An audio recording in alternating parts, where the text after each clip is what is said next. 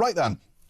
What I love doing is stories that people bring to me. Now, Debi Heath is someone I know. She's a small business owner. She's actually helped me with my website, and she's done a brilliant job on that. Debi has a business. She employs various people, and she came to me with this story about digital tax returns. Loads of people will be small business owners. We know, of course, that 99% of businesses in the UK are small businesses, 7 people and fewer. Loads of people use technology like QuickBooks, like Sage to do their tax returns. Some people are self-employed. There are lots of different ways that people do their taxes. But Debi's with me now, as is Benjamin Elks, who's Grassroots Development Manager at Taxpayers Alliance. We'll get to Debi in a second, but Benjamin's first. Benjamin, tell me what is changing here and why. Good afternoon, Peter. It's great to be with you. So what's happening here is come April this year, the government is extending its Making Tax Digital initiative. It's going to bring in sort of sole traders and people who receive income from property. And essentially, they're going to have to start submitting quarterly updates to HMRC on their earnings and their expected earnings and that kind of thing. And they're going to have to start using particular accountancy software in order to do so. But the big problem with this is it's going to pile enormous amounts of cost onto these sort of sole traders. We're talking about people like plumbers, electricians, hairdressers, this sort of thing. I mean, they've enough to do already, and doing an annual tax return is something that takes up a huge amount of time anyway, and money as well, getting an accountant a lot of the time to sort it out for you. Absolutely, and sort of they're going to have to be using this sort of specialist software in order to make their submissions now, rather than just sort of going onto the HMRC website and filling in your self-assessment. You're going to need to use specialist accountancy software, which often come with subscription costs running into the thousands of pounds.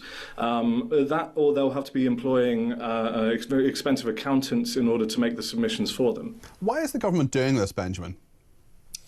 So we do have a situation where it would be good to modernise our tax system, and the idea of digital record keeping isn't a terrible thing. But what we see here is actually this is more than likely simply going to make life easier for HMRC and the officials there, rather than actually doing much to benefit sort of small businesses or sole traders.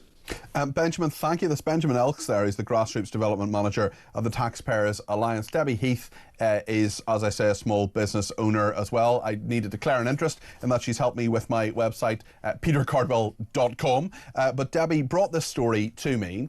She's talked about how it will affect her business, and we're going to talk to her now. But this is from the 6th of April. A lot of people doing the tax returns at the moment, of course. The deadline is the end of this month, and it's coming up very, very soon, just on Saturday. But from April, HMRC requiring thousands of landlords, small firms and the self-employed to pay for software to file self-assessment forms they used to do for nothing. And this is, if you have an income above £50,000 a year, you're going to have to pay for commercial software so they can file their tax returns as part of HM Revenue and Customs Making Tax Digital scheme.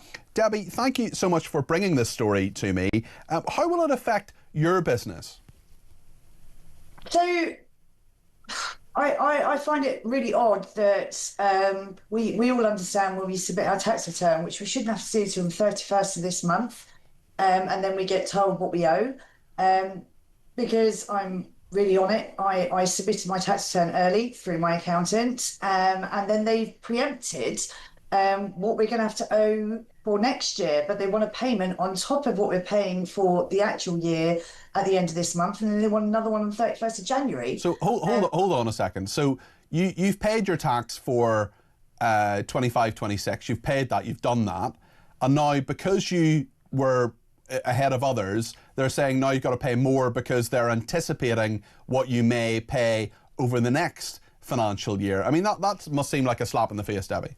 100%, and the fact that a lot of, as you know, because I did your website, I've got quite a few hospitality clients, and they've actually folded their businesses. So where you think they're going to stay with you, but they don't need the facility anymore because they've shut down, they want me to pay tax on that. How is that possible?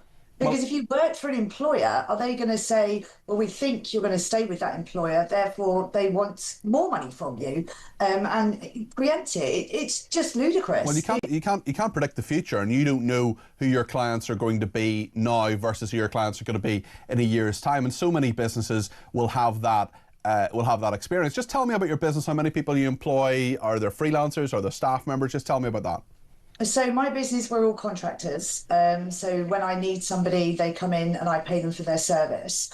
But like I said, I rely on my clients, and mostly my clients don't leave me because of the service we offer. But we have had people, I took on a client in September that was breaking away from her partnership. She wanted to start off on her own. And she just didn't have the money to pay for a website up front. So I agreed a payment plan for her, and we were doing her social media, and she went, because she'd lost a client, therefore she's going to pull back on her social media and have a go at it herself. And I was like, that's fine, because I understand everybody is sort of struggling, but I just don't understand who the winners are here, because it's not us. How are we supposed to live? You're facing a bill as well. HMRC says it will cost an average of £320 to switch to government-approved software, then £110 a year after that. Experts say it could be more than 4 times that. But you need to employ accountants as well, don't you? Exactly. So we normally pay our accountant once a year to do our tax returns so we can give more back to our clients. That's what we're here for. And just make a living as well. Exactly. But now we're going to have to pay what we pay our accountant once a year, 4 times a year, which is also mad. Have you discussed this with HMRC? Have you got any advice from them? What have they said to you? I phoned HMRC and said to them, I can realistically pay this for my tax because that's what I've accounted for. And I basically got told that I was being unrealistic, and therefore we're through this part of the year, therefore I can cough up more. That was exact words from HMRC. And I said, you record your calls for training and security purposes. Please go back and listen to this call. Well, that's a very good response. I mean, there are lots of people at HMRC who do not know what it is like for you to run your business, do they? No. But there was one guy I spoke to who is very, very sweet. And he was just like, if it was him that could run HMRC, he wouldn't have done this. But I just think it's unrealistic. I mean, if you work for somebody and they paid you a monthly wage, how would you feel if they came back to you and said, your tax is £100 this month, but now we're going to take 200, even though you may not stay with them? It's just ridiculous. And it's just horrifying. I just don't personally know what to do. What would your message to Rachel Reeves be? What would you say to her? Be realistic, my love, personally. I just think this is completely unfair, and I understand why people down tools and say, let's not run a business anymore. As you know, Peter, you know me, I have PTSD, so I get really upset when people say they can't work due to mental health. I love getting up every day. I am an alarm clock Briton, and I do want to work. But what is the point if you're paying tax on tax? It's just unrealistic. And there are lots of people like you who've come out of the forces who served this country, Debbie, I know your husband does as well, who want to set up a business, who want to do something different, who want to contribute and do things. I mean, over all of this, not just what's happening now, but everything else that's happening about national insurance contributions, about minimum wage and all the rest of it. I mean, since Labour has come to power in the last 18 months, has it become harder or easier to run a business? It's become harder because all you want to do, and like I said, you know me, so I want to give something back. But you start thinking, why? Mm-hmm. Why give something back? You just get a slap in the face all the time. But I just think asking people for money or tax on top of money that they've never actually got at the moment is just wrong. It's criminal. Debbie, listen, thank you for that. Thank you for bringing the story to me, and thank you for the excellent job you've done on my website as well, petercardwell.com. Debi Heath there, who's a small business owner. There are lots of people in that position. There'll be lots of people listening to this right now saying, hold on a second, this making tax digital means I got to pay an accountant more, I got to pay for the software. These, you may say, will be people listening to this saying, well, £320 one-off charge, well, people can afford that for their businesses. Well, a lot of people can't. A lot of people are counting every penny at the moment, especially when it comes to all of these different charges and different changes that we were talking about with Debbie there. So much to discuss. If you're one of those people, let me know. 0344 499 1000. The government, I should say, are saying that this will drive efficiency and raise money for public services, as well as it making it easier for taxpayers to stay on top of their affairs. Lots more to discuss, including about Stella Braverman. Stay with us here on Talk.